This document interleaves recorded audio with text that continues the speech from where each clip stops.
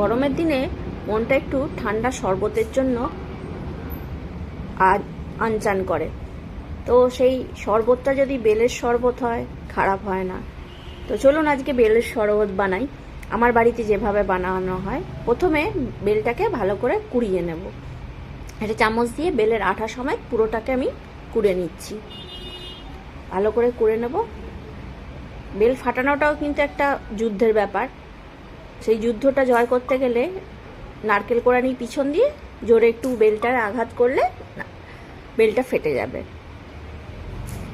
সেই বেলটা আমি আগে থেকেই ফাটিয়ে নিয়েছিলাম।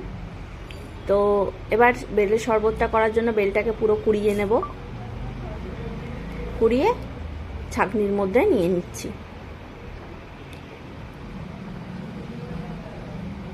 পুরো বেলটাকে কুড়িয়ে ভালো করে ছাঁকনির মধ্যে নিয়ে নিচ্ছি।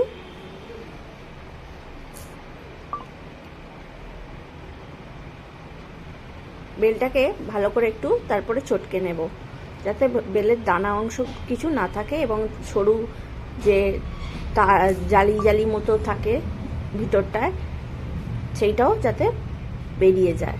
তো আমি ভালো করে এটা চটকে নিচ্ছি।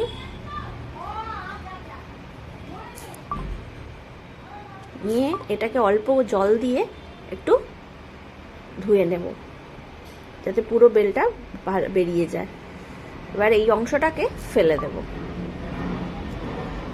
এই যে কাপটা বেরিয়েছে বেলের, এটাকেও ফ্রিজে স্টোর করা যেতে পারে, 2-1 দিনের জন্য স্টোর করা যেতে পারে। আমি এটার মধ্যে আরেকটু জল মিশিয়ে নিচ্ছি এটাকে পাতলা করার জন্য। আর এর মধ্যে দিয়ে দিচ্ছি একটু টক দই, 1/2 কাপ টক দই, 1/2 কাপ চিনি দিয়ে ভালো করে ফেটিয়ে নেব।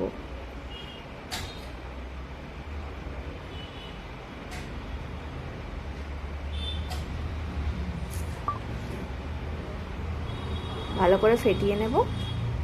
নিয়ে এর মধ্যে দিয়ে দেব পরিমাণ মতো লবণ।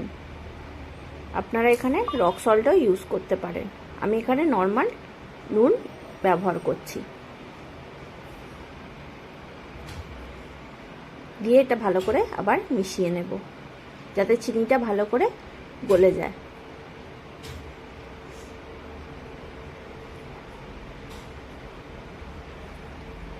চিনিটা ভালো করে গলে গেলে এর মধ্যে এইটাকেও এইভাবে একটু ঠান্ডা জল দিয়ে আর একটু পাতলা করে নেব। এটাকে এইভাবে ফ্রিজে রেখে দিলে আর একটু ঘন হয়ে যাবে। তো সেই যদি ফ্রিজে রাখেন তার জন্য একটু বেশি করে জল দেবেন।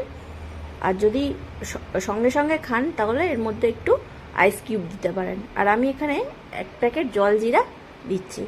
জলজিরার গন্ধে দই দিলে, জলজিরার দইটা কেন দিলাম, জলজিরার দইটা দিলে বেলের আঠার গন্ধটা আসবে না। তো ভালো করে মিশিয়ে নিয়ে এবারে এটা আইস কিউব দিয়েও সার্ভ করতে পারেন। ভালো করে মিশিয়ে নেব। নিয়ে গ্লাসের মধ্যে ঢেলে আমি এটাকে দেব। এইভাবে আমার বাড়িতে